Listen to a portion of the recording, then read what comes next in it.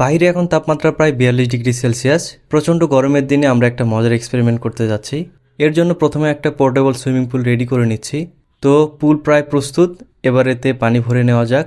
Motor থেকে সরাসরি ভূগর্ভস্থ পানি এই পুলের পানির তাপমাত্রা কমানোয় প্রায় 30 ডিগ্রি সেলসিয়াসে নেমে এসেছে। আর এই ফ্লাস্কের ভিতরে আছে লিকুইড নাইট্রোজেন, যার তাপমাত্রা প্রায় -196 ডিগ্রি সেলসিয়াস। এখন প্রশ্ন হলো, এত ঠান্ডা লিকুইড যদি এই পানি ভর্তি সুইমিং পুলে ঢেলে দেওয়া হয় তাহলে কি ঘটবে? শুরু করার আগে পানির তাপমাত্রা মেপে দেখি। এখন এটি প্রায় 30 ডিগ্রি সেলসিয়াসের কাছাকাছি রয়েছে। এবার লিকুইড নাইট্রোজেন ঢেলে দেওয়ার পর দেখুন কি হয়। এখানে টেম্পারেচার মিটারে পানির সর্বনিম্ন তাপমাত্রা প্রায় 15 ডিগ্রি সেলসিয়াস পর্যন্ত নেমে গিয়েছে।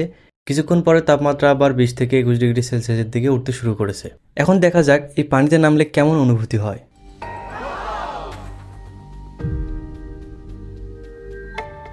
লিকুইড নাইট্রোজেন অনেক ঠান্ডা হয়, এটি পানির তাপমাত্রা বেশ কমিয়ে দিয়েছিল। আর এদিকে নাইট্রোজেন গ্যাস হয়, এটি ধীরে ধীরে বাতাসের সাথে মিশে যাচ্ছিল।